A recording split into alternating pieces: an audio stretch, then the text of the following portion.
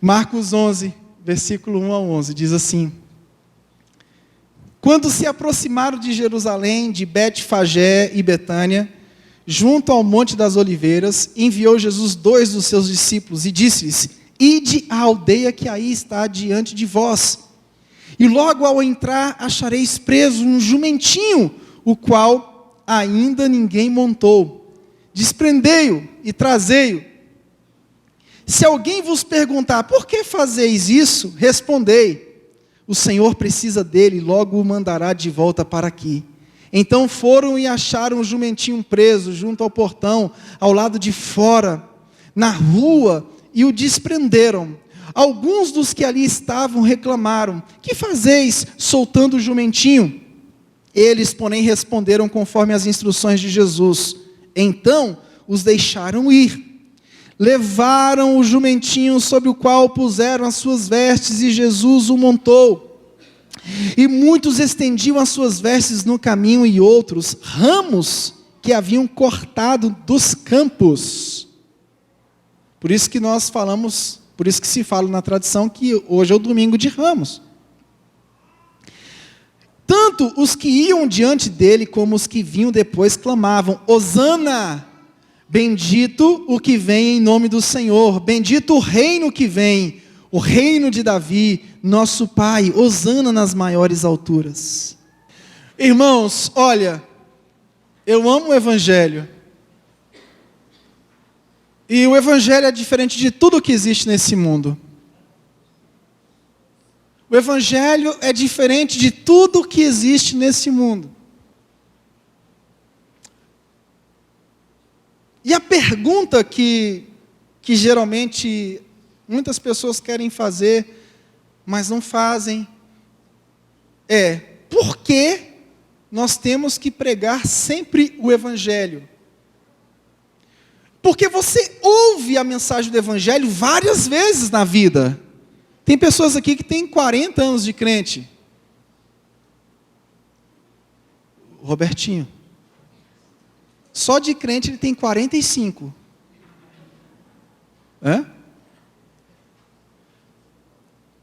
E a pergunta é: por que então que eu ouço o Evangelho há 40 anos e ainda sinto necessidade de ouvir o Evangelho?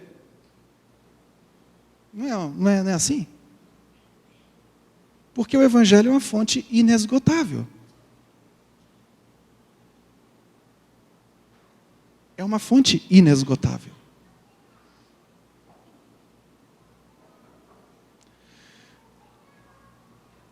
O Evangelho é diferente de tudo desse mundo. E o Evangelho é diferente do triunfo desse mundo. Quando a gente vê Jesus entrando em Jerusalém, a gente começa a achar que essa entrada de Jesus lembra o triunfo da pós-modernidade. Porque qual é o triunfo da pós-modernidade? Vencer, vencer, vencer, vencer, vencer e vencer.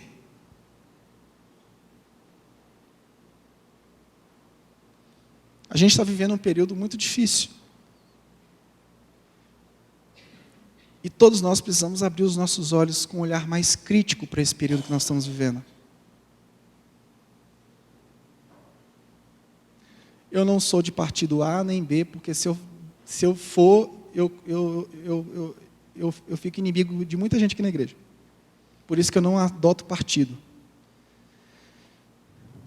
Mas uma coisa eu quero lembrar para vocês, dentro do contexto dessa questão do triunfo, do vencer, do ganhar. Analise tudo que nós estamos vivendo hoje, sem paixão,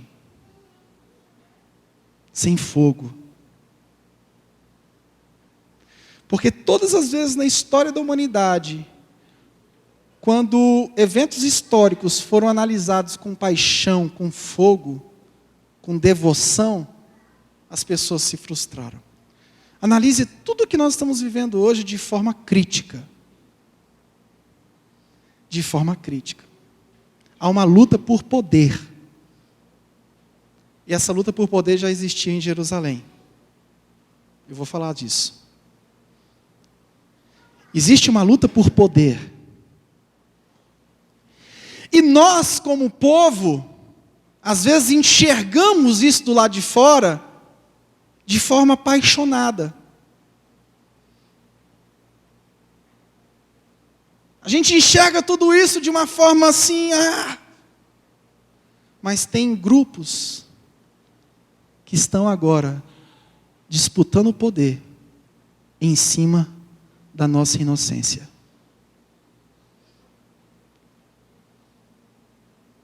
Por que eu resolvi ser apartidário? Ser apartidário não é ser idiota ou ser uma pessoa de outro mundo, um ET que não pensa. Não. É justamente por conta disso. Existe uma disputa pelo triunfo dessa terra muito forte por trás de tudo isso que a gente está vendo. Tudo isso. Assim como houve na década de 90. Assim como houve na década de 90.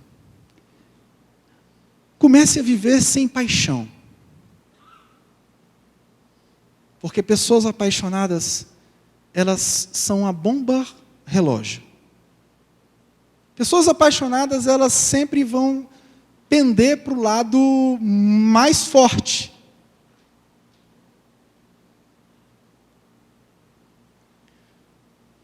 E nós pouco sabemos de ideologias. A gente teria que parar, sentar e ler bastante sobre isso para a gente entender tudo o que está acontecendo. Mas a gente vive num período da pós-modernidade que é um período onde todo mundo pode dar a sua opinião, e isso é muito importante, que todo mundo dê a sua opinião. Todo mundo virou jornalista na pós-modernidade. Hoje nós temos uma redação online distribuída para milhões de pessoas. Todo mundo tem o poder de publicar uma matéria. Isso é muito interessante, isso é muito mágico, isso é muito legal. Mas, por outro lado, isso às vezes emburrece. Assim como a gente vê aqui na história de Jesus. Quando Jesus vai para Jerusalém, Jesus tinha uma expectativa, mas as pessoas tinham outra. Nós temos uma expectativa em relação ao Brasil, mas os grupos que estão disputando o poder têm outra expectativa.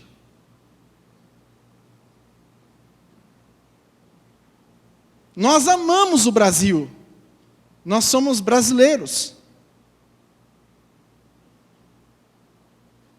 Nós somos tupiniquins. Nós somos da bossa nova. Nós gostamos da feijoada. Nós somos apaixonados. O brasileiro é apaixonado. O brasileiro ri por tudo e chora por tudo. Mas tem pessoas agora que estão milimetricamente pensando no triunfo. Assim como era com os discípulos de Jesus. Essa narrativa de Marcos é muito interessante porque os discípulos de Jesus começam a disputar o poder, porque eles pensavam que Jesus, quando chegasse em Jerusalém, iria vencer Roma. A expectativa dos discípulos de Jesus era totalmente diferente das expectativas messiânicas do rei. As expectativas dos discípulos de Jesus quando a gente chegar em Jerusalém, eu vou ser ministro da educação, o outro eu vou ser ministro da cultura. Por quê? Porque Jerusalém vivia sob o domínio de Roma. E o domínio de Roma era muito pesado. Então, a expectativa deles em relação a Jesus é que Jesus iria triunfar sobre essa terra, queria vencer os poderes dominantes de Roma. Só que a entrada triunfal de Jesus não simboliza isso.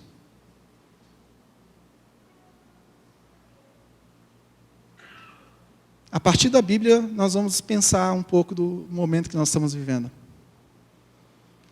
A entrada é triunfal, não porque Jesus entrou de forma triunfal. Jesus não entrou num cavalo, um cavalo, como é que fala? Quarto de milha, o outro, como é que é o nome? manga larga. Porque quando a gente vê o texto, a entrada triunfal, o título do texto, a gente pensa assim, é triunfal porque Jesus entrou de uma forma triunfal. Não, muito pelo contrário, ele entrou de forma totalmente anti-triunfal. Entrou montado num jumentinho. Então a entrada de Jesus, do ponto de vista humano, não foi triunfal. A entrada de Jesus em Jerusalém, Jesus estava se dirigindo para a cruz para morrer pelos seus eleitos. Mas a entrada lá em Jerusalém não foi uma entrada triunfal, muito pelo contrário. A entrada de Roma, sim. Imagine os cavalos belos de Roma, aquela patrota bonita.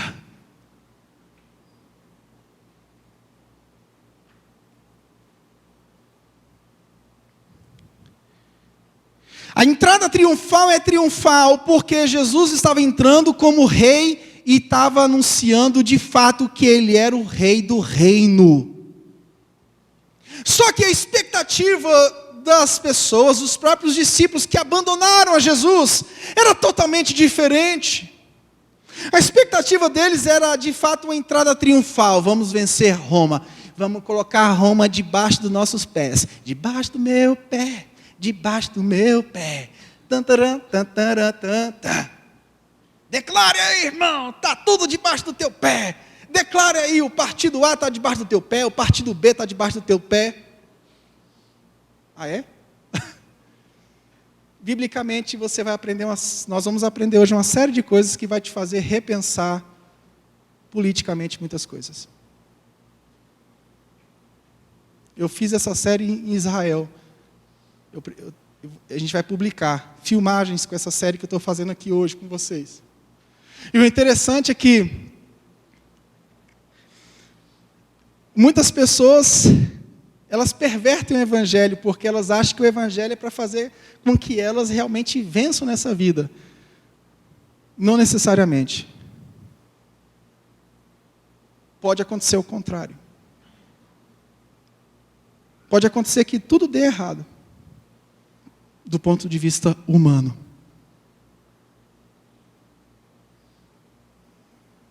Para Jesus deu tudo errado.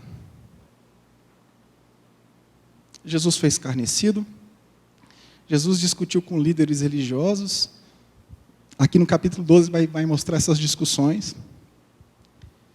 Jesus foi parar no lugar onde bandido era colocado. Cruz era lugar de bandido. Para Jesus deu tudo errado. Então significa dizer que a vida dele não foi triunfal. Triunfal era o propósito da vida dele. O propósito da vida dele era se apresentar aqui como Messias. Até então Jesus não tinha se apresentado como Messias. Jesus estava escondido. Jesus não queria muito envolvimento em se auto-revelar como o rei dos judeus. O rei do reino de Deus. Aquele que era o prometido. Mas quando ele entra em Jerusalém, Jesus toma agora, de fato, essas vestes de reino de Deus e se apresenta. O propósito do evangelho de Marcos é justamente esse.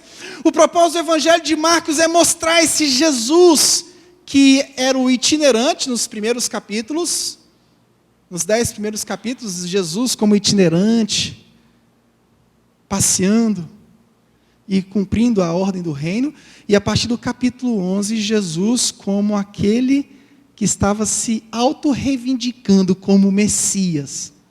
Só que essas reivindicações foram acompanhadas de juízos. A figueira, o templo, o anúncio do juízo para Jerusalém.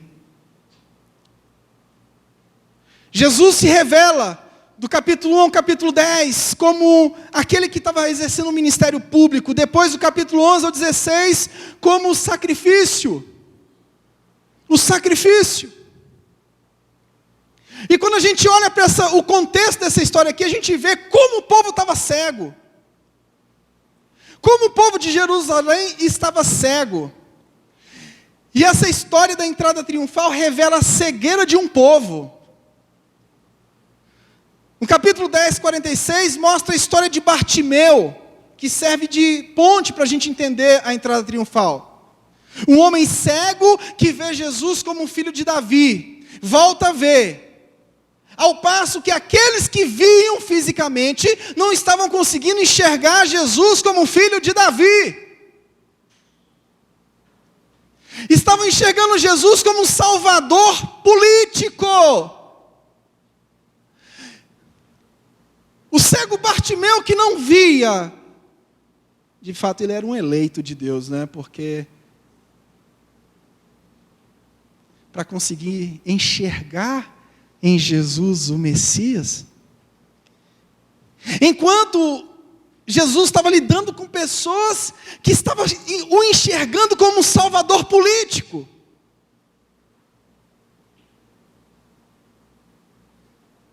Jesus não era salvador político.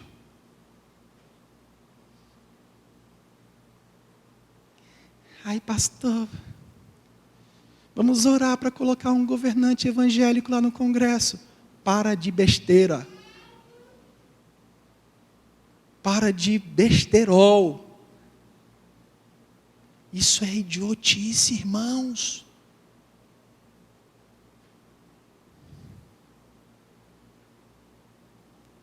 A salvação da pátria, do mundo, não está no governo político. O próprio Jesus mostrou isso para os discípulos. Os discípulos confundiram tudo. Agora pronto, vamos ganhar a guerra. Vamos chegar em Jerusalém, vamos arrepiar com os romanos, vamos botar para quebrar. Esse domínio vai acabar. Jesus chega em Roma, faz ao contrário. Perde. E aí é perna para quem te quer, meu camarada. Perna para quem te quer, porque inverteu. A lógica do reino de Deus inverteu a lógica do reino desse mundo. Chegou em Jerusalém, o negócio começou a ficar feio, começou a ficar pesado, o clima ficou esquisito. Por quê? Porque Jesus em nenhum momento prometeu que estabeleceria um reinado político sobre a terra.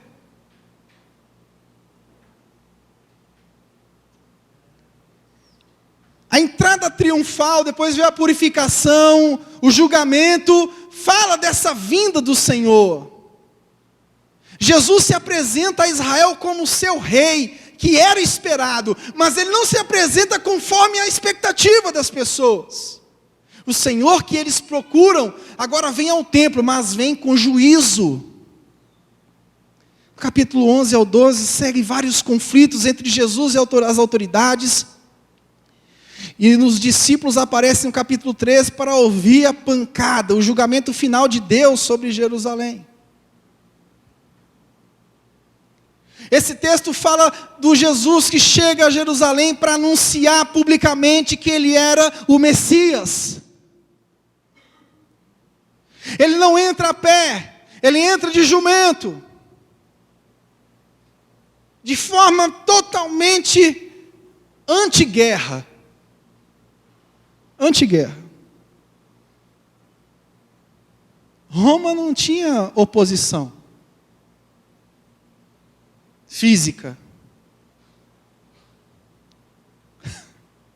Não tinha. E Jesus não veio para fazer essa oposição a Roma. É tanto que Paulo, lá no capítulo 13 diz, olha, se submetam. Eu não estou dizendo que essa submissão tem que ser cega. Se a lei, ou se o governo for contrário à vontade de Deus, a gente tem que entender que o próprio Deus vai fazer justiça. Ou a gente acredita na Bíblia ou não. Porque não há autoridade que não seja constituída por Deus. Sério? Estamos juntos? Não há. Ai, pastor, vamos orar para que Deus mande a paz. Não precisa orar para que Deus mande a paz. Deus é a paz. É como se Deus tivesse... É como se a gente tivesse que falar para Deus ser o que Ele já é. Deus já é o Deus de paz. Só que a paz de Deus se manifesta através da sua justiça. Aí a gente não sabe como é que vai ser exercida essa justiça dentro de um contexto que a gente vive. Se a gente soubesse, a gente iria para o Facebook e diria: tudo que vai acontecer amanhã. Mas a gente não sabe ainda. Mas a gente só sabe que nós vivemos debaixo de um governo soberano do Senhor, que vai cuidar de tudo. Eu não estou dizendo para você que você tem que ficar de braços cruzados, que você não pode se manifestar, que você tem. Não. Eu estou dizendo para você o seguinte, eu estou dizendo para você que você precisa abrir os seus olhos, porque debaixo de paixão, de uma imensa paixão de um povo, existem pessoas astutas calculando a retomada de poder. E a gente vive sob os auspícios dessas pessoas. Tem luta, disputa de poder. Você sabe por que a gente comete esses erros? Porque a gente não quer parar e pensar. Pensar dói. Pensar machuca. Jesus entra em Jerusalém, mas ele entra com mansidão e humildade. Os ramos são lançados. Quando os ramos são lançados, isso é um sinal de honra. Lançaram ramos e mantos, foram jogados, é o que diz o versículo 8. E no versículo 9 eles dizem, salva agora, Hosana, fazendo uma referência ao Salmo 118, 25. Então a multidão estava identificando a vinda do reino com a vinda do rei prometido.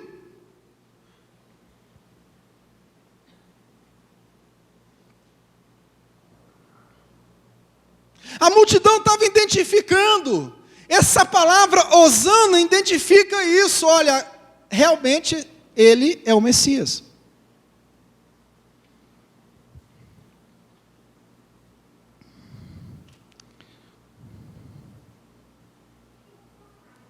Mas que reino ele veio implementar? Um reino teocrático? Não, o reino teocrático aconteceu através de Davi. Mas o reino teocrático de Davi aconteceu para nos ensinar o quê? O que eu preguei? Para nos ensinar que o Senhor reinaria para todos sempre. Quem lembra dessa pregação? O reino teocrático de Davi aconteceu para nos ensinar que nós seríamos contemplados com o rei, esse rei traria para nós um reino, esse reino seria para todos sempre. Só que esse reino do rei Jesus não é o reino terreno. Eu também não estou dizendo que Deus está deixando tudo às traças, não. Eu queria muito compreender toda a pedagogia de Deus, mas eu nunca vou conseguir compreender. Mas eu só sei que Ele tem uma pedagogia muito, sim, louca.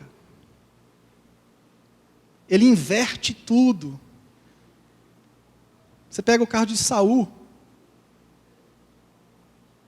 Como é que Deus permite que Saul assuma um posto tão importante? Teve um propósito. Saul saiu.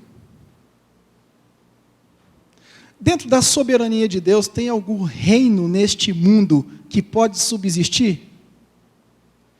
Os crentes precisam ir lá para a porta do Congresso, orar, para que caia.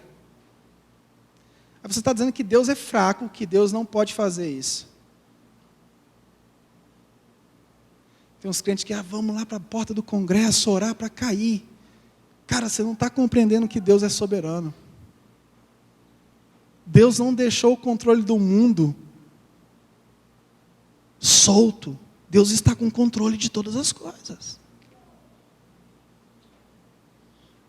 Deus está no governo de tudo. Ele está acima de tudo. Está vendo tudo. Quando a gente quer pressionar os nossos filhos, a gente diz, olha, Deus está vendo. Não é assim? Mas hoje a gente comete cada ato de idiotice, né?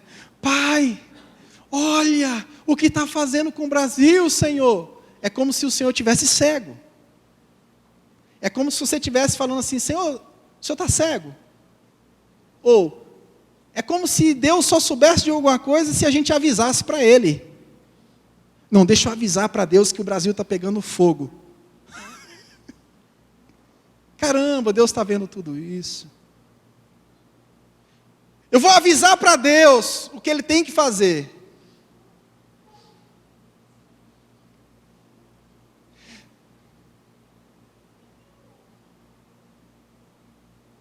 Deus está vendo tudo.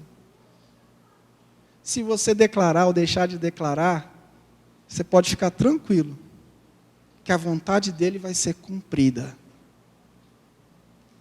E tudo que aconteceu na história foi de acordo com a vontade dEle. Nada acontece sem a vontade soberana do nosso Senhor. As pessoas querem manipular a vontade de Deus. Essa relação de manipulação aqui aconteceu com os discípulos, lá para o capítulo 8, 9. Do assentar-se à direita, um à esquerda, outro à direita, aquela coisa, né? Permita que ocupe o lugar de honra com o Senhor lá. A gente quer sempre fazer isso. A gente sempre quer dar ordens para Deus acerca do que Ele tem que fazer. A nossa postura não é de passividade, mas a nossa postura não é de querer ser o pedagogo de Deus, querer ensinar a Deus. Porque a ótica da pós-modernidade é justamente essa, a gente quer ensinar o Criador. A criatura quer ensinar o Criador o que ele tem que fazer. Senhor, é o seguinte, eu vou orar aqui, e com essa oração você vai fazer assim, você vai fazer assado, vai cortar a cabeça do fulano, fazer igual o Pedro, né? Vai lá e arranca a orelha do cara. O Senhor vai fazer isso, vai fazer aquilo outro, e isso e aquilo outro. O que aconteceria com Jesus, o escárnio que ele viveu, a briga que ele teve com os fariseus, com os líderes religiosos, depois que ele entrou em Jerusalém, toda a confusão que aconteceu, o julgamento injusto que ele viveu, Jesus viveu vários erros jurídicos de julgamento, vários. Eu não estou dizendo que o Lula estava sendo vítima de erros jurídicos, não, muito pelo contrário. Eu não estou afirmando nada disso. Eu estou afirmando para vocês que vocês e eu precisamos ser menos românticos. Você sabe que teve coisas que fizeram com Jesus que foi na calada da noite? Jesus enfrentou 2 julgamentos, um religioso e um civil. As piores barbáries cometeram nesses julgamentos que ele viveu. Eu apontei 25 erros, eu tenho um vídeo que eu fiz lá em Israel, que foram 25 erros do julgamento de Jesus. Por isso que eu sou contra a pena de morte. Porque quem vai morrer é só pobre, só gente que não tem dinheiro para pagar um bom advogado. Não se enganem, por trás do sistema existe muita podridão. Por trás da mídia existe tanta coisa esquisita, que você diz, rapaz, em quem que eu vou acreditar agora? Quem acusava agora também está levando pancada. O que dizia que era honesto agora também está sendo jogado na mesma latrina. Você passa a não acreditar em mais ninguém. E de fato é isso, não há um justo sequer. Não há um justo sequer.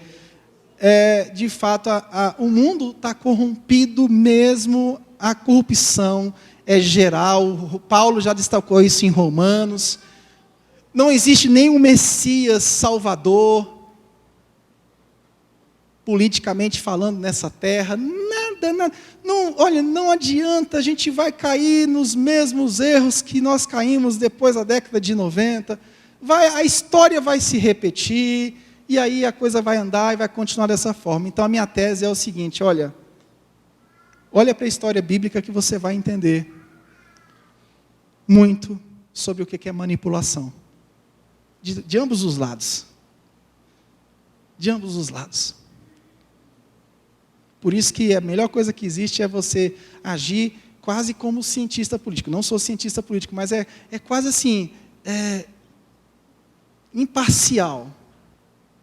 Vou te dar só um exemplo. Eu lembro muito bem que na década de 90, a direita era a força dominante no Brasil. E o discurso da década de 90 era o seguinte: o socialismo, que já vinha crescendo da década de 70 para 80, tem que ocupar o Brasil porque vai ser a solução. A Igreja Assembleia de Deus diz o seguinte: não, o Lula é do demônio. Ele vai botar pessoas para morar na sua casa, você vai ter que dividir o seu lar com todo mundo. Não vote no Lula. Depois a mesma igreja que falou, olha, não vote nele porque ele é o demônio, colocou ele no púlpito e diz, olha, ele é o Messias. Quem lembra disso? Eu lembro, cara. Eu não li isso aqui agora para recordar, eu lembro disso. Ele é o Messias. Ele é o Messias. E agora o que está fazendo? Agora é o caminho inverso. O caminho da direita está voltando. E agora quem é o demônio de novo é a esquerda. E agora quem é o Messias são os direitas. Acorda. Acorda. Acorda. Roma disse o seguinte, olha, quem se levantar contra nós, vai acontecer o seguinte, vai ser pendurado naquela cruz. Jesus foi pendurado na cruz por dois motivos básicos, porque ele tinha que fazer a expiação do pecado daquele povo que ele chamou pelo nome, uma expiação limitada para o seu povo, ele morreu pelo seu povo, e tinha um propósito também, lá de Roma, é de que todos que se levantassem contra Roma seriam expostos à vergonha. A cruz era colocada num local bem estratégico, onde várias nações passavam, várias pessoas de outras cidades passavam por aquele caminho e identificavam no lugar alto a pessoa pendurada. Era um recado, todos que mexerem com Roma vai acontecer aquilo, vai ser pendurado na cruz. Vai ser pendurado na cruz. Agora, olha só interessante. Roma que fez isso, Paulo poderia ter criado uma revolução, né? Deus converte o coração de Paulo, chama Paulo lá na estrada de Damasco. Paulo poderia muito bem ter falado assim, me converti ao Senhor. Agora esse pessoal de Roma vai ver. Esse pessoal de Roma vai ver. Vou arrebentar com eles. E Paulo foi influência no mundo gentílico, e o mundo gentílico era dominado por Roma. Paulo poderia, com a sua influência missionária, ter dito, olha, vamos criar aqui um partido e vamos arrebentar com aqueles que mataram o nosso Jesus. E Paulo vem e diz assim, se submetam a eles.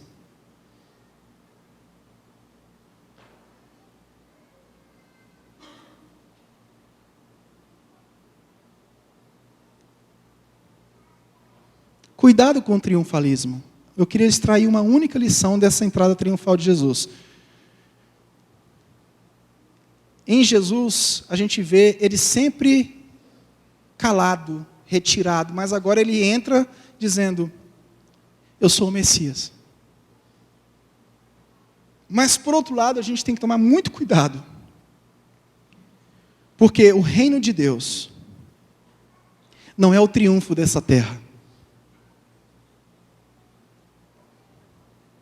Porque se o reino de Deus fosse o triunfo dessa terra, nessa terra, a primeira coisa que Jesus teria feito era tomado Roma. E Roma estava com muito medo de Jesus, porque as multidões seguiam a Jesus. Por que Roma crucifica Jesus? Porque as multidões seguiam a Jesus. As multidões seguiam a Jesus. Jesus era uma ameaça política, só que Jesus disse para eles, olha gente, eu não sou ameaça política, esse povo está me seguindo porque o povo gosta de pão e circo.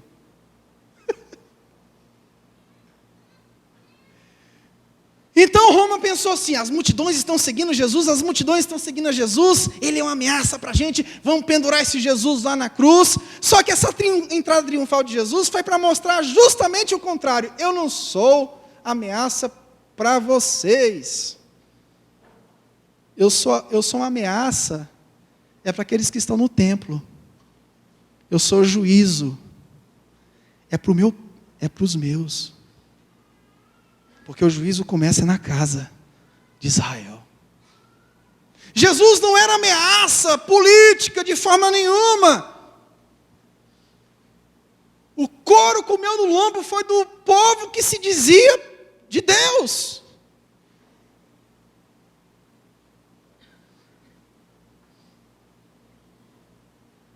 Essa entrada triunfal, ela está dizendo o seguinte, olha, o reino de Deus foi estabelecido, o juízo vai vir. O machado está posto à raiz. O juízo vai vir. A entrada triunfal nos ensina justamente isso. Nos ensina que Jesus ia morrer pelo seu povo, por aqueles que ele chamou, pelos redimidos eleitos. Mas nos ensina que haveria um juízo. Então Jesus não teve preocupação nenhuma de disputar poder com Roma. Desculpe, a Igreja Universal levantou um partido agora, porque eles querem tomar o poder. Parece que tudo que é diferente de Jesus, esse pessoal está fazendo. Desculpe eu estar citando, mas eu não aguentei. Hoje não vai me segurar. Ninguém me segura hoje. Eu vou falar. Um partido político, porque parece que não entendeu nada de Jesus. Nada. Foi o que Jesus fez. Jesus abriu um partido político lá. Foi o que Paulo fez. Paulo foi lá e abriu um partido político. Foi tudo. Parece que é tudo ao contrário. Parece que o prazer é dizer assim, não, nós vamos fazer tudo diferente. Porque tudo que Jesus fez, os apóstolos fizeram, está tudo errado. Então agora quem está certo sou eu, Macedão. Eu estou certo, Jesus está errado, os discípulos estão errados, os apóstolos estão errados, a igreja neotestamentária está errada, está todo mundo errado. Vocês não sabem lidar com a cultura, eu sei, então eu vou fazer diferente. Eu vou dominar tudo. Quando Jesus entra em Jerusalém, Jesus queria dizer o seguinte, olha, o meu reino não é deste mundo. Quando Jesus estava entrando em Jerusalém, ele estava dizendo, olha, eu sou o Messias, que vim trazer o reino de Deus. E esse reino de Deus está sendo preparado para vocês, que eu vou morrer na cruz do Calvário. Jesus está dizendo, olha, e eu vou voltar. Eu vou voltar para julgar. Vou voltar para julgar. Não vou voltar mais assim montado no jumentinho, não.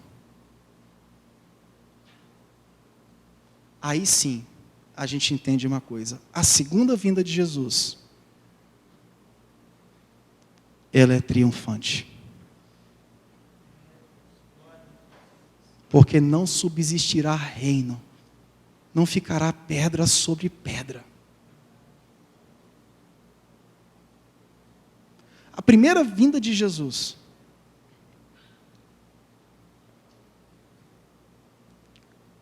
e a segunda vinda de Jesus tem uma diferença. Na primeira vinda de Jesus, a injustiça ainda permanece. As pessoas ainda andam conforme o curso da sua vida, o curso natural da sua vida. O próprio texto de Romanos capítulo 1 fala dessa depravação. Deus entrega ao povo a uma mente reprovável. Mas a segunda vinda de Jesus é uma vinda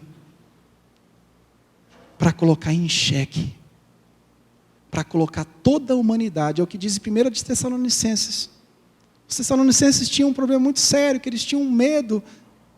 Os gregos não compreendiam direito a questão da morte. Olha, eu não quero que vocês sejam ignorantes como os demais, em relação aos que dormem. Então todos vão passar pelo juízo, os que estiverem vivos, os que estiverem mortos, uns para a ressurreição eterna, outros vão passar pelo juízo para a morte eterna. Cuidado com o triunfalismo, porque às vezes a gente quer provar por A mais B que o nosso partido vai vencer.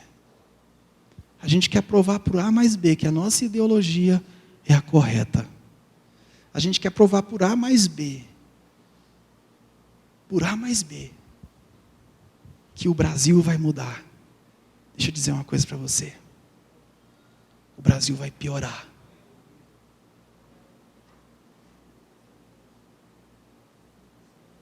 A classe média que a gente vê no aeroporto, né? O meu professor estava dizendo, caramba, antigamente você chegava no aeroporto, era Era um cheirinho de perfume francês, né? Hoje você chega no aeroporto, você fala, que catinga. Porque o povo parece que fica o dia todo trabalhando, vai direto e nem toma banho, nem nada. O negócio está fuleirado.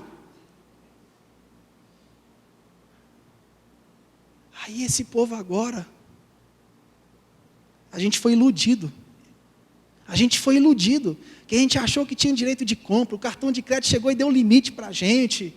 A gente chegava lá e financiava o carro que queria. O carro 50 mil, não, se eu pago aqui 60 parcelas de R$1.500, o carro ia para 90.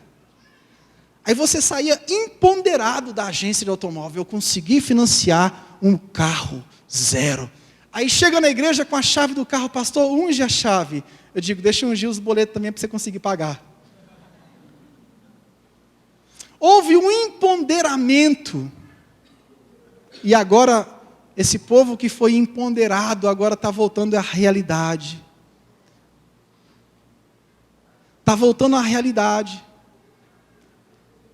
O povo que colocou sua esperança messiânica no governo, no político, na ideologia, hoje está perdido, porque eu vou te responder, eu vou te fazer uma pergunta, o que vai acontecer depois do impeachment? Porque o impeachment vai acontecer. O que vai acontecer depois do impeachment? Você já parou para pensar nisso? Quem vai assumir o nosso país depois do impeachment? Parou para pensar nisso? Não, a gente está pensando só no impeachment. Brasileiro é imediatista, ele não gosta de planejar.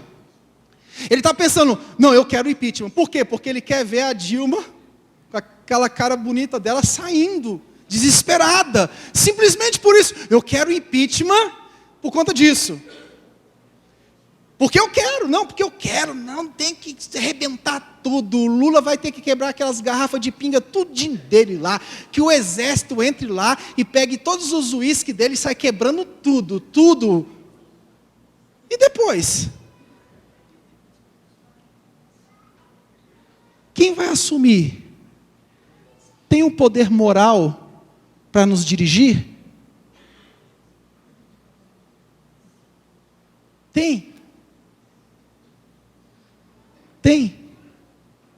A direita tem poder moral para nos assumir?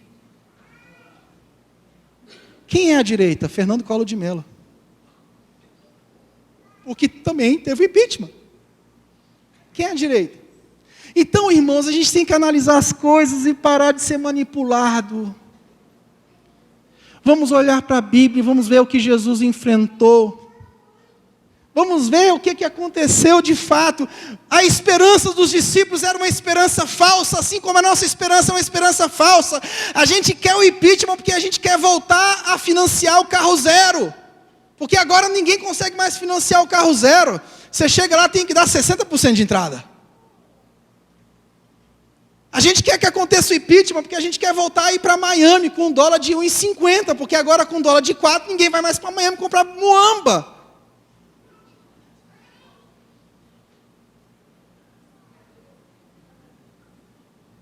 Quantas manifestações eu estou vendo disso? Não, o dólar subiu muito. Mas por que o brasileiro está preocupado com o dólar? Por conta das muambas de Miami.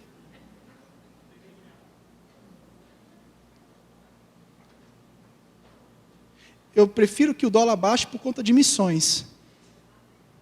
Porque eu penso o seguinte, eu fico muito preocupado com o pessoal que está voltando. Tem muitos missionários que estão voltando para o Brasil. Porque a igreja não dá conta de sustentar um missionário com 7 por 1, que é a lira. Lira. A expectativa dos discípulos foi frustrada. A expectativa dos discípulos foi totalmente frustrada, sabe aonde? Na cruz. Você sabe onde é que foi o triunfo de Jesus? Morrer na cruz.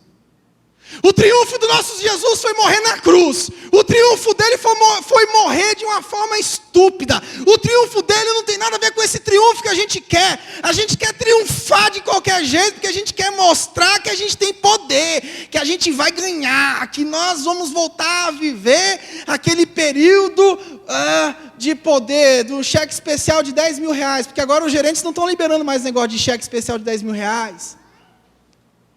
Os limites de 15 mil, 20 mil, agora o gerente te dá 2 mil, ainda chorando muito. Ele está tirando agora. O mercado financeiro está cortando tudo. A nossa expectativa financeira foi por água abaixo. Então, as pessoas às vezes querem viver conforme esse triunfo.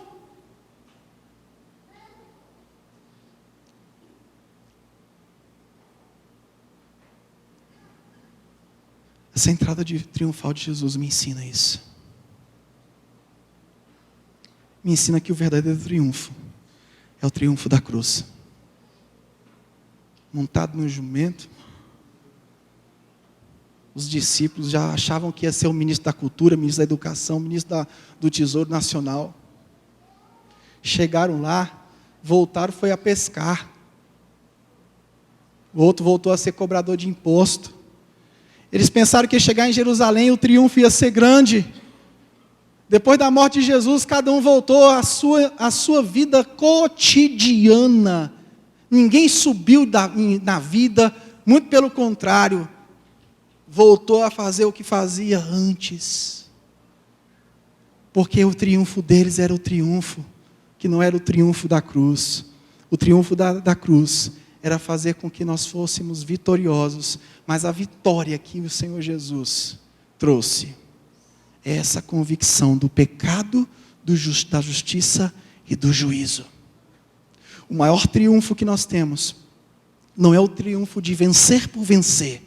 O maior triunfo que nós temos é o triunfo de poder vencer o pecado. Pelo sangue derramado na cruz, aquele sangue carmesim derramado na cruz, eu tenho possibilidade hoje, pela graça, de dizer: show, Satanás. Não tinha uma música lá do Asa de Águia que falava do show, Satanás? Então a gente pode dizer: show, Satanás. A gente não tem mais ligação, a gente pode dizer: não tenho nada contigo, mundo, o pecado. Eu tenho poder sobre o pecado, a graça é o poder que eu tenho sobre o pecado. Esse é o triunfo que você tem, o triunfo de dizer: ah, papai, o triunfo de dizer: meu Deus, quão grande és tu. Que salvação maravilhosa é essa, que nessa crise demoníaca, sofredora, mundana, eu tenho a possibilidade de olhar para o céu e enxergar o Rei. Mas tem muitos evangélicos que querem o triunfo aqui agora.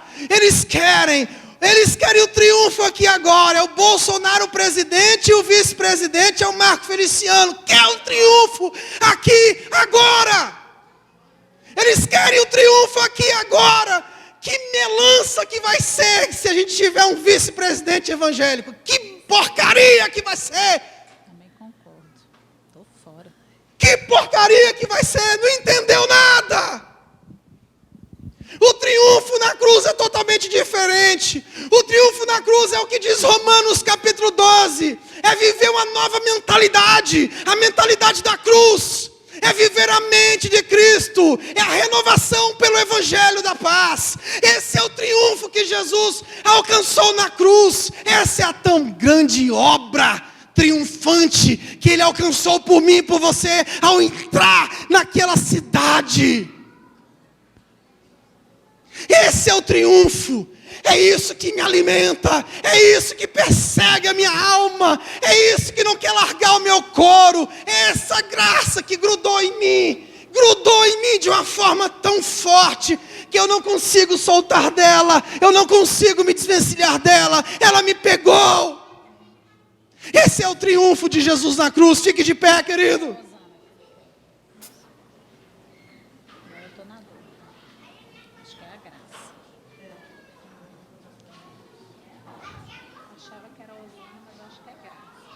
Enquanto a gente não pensar biblicamente, a gente vai ser manipulado. A Bíblia é um livro que fala da salvação, mas é um livro que nos ensina toda a sabedoria de Deus. Ensina a sabedoria do alto. Eu nunca vi uma pessoa que viveu a sabedoria do alto se arrepender depois. Eu vi pessoas vivendo a sabedoria deste mundo se arrependendo, quebrando a cara.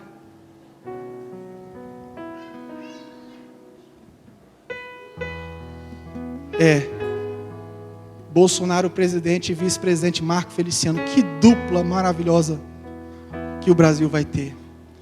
E os crentes, é isso. Deus quer isso. Deus revelou para a irmã que é isso mesmo. Deus revelou para a irmã, é isso mesmo.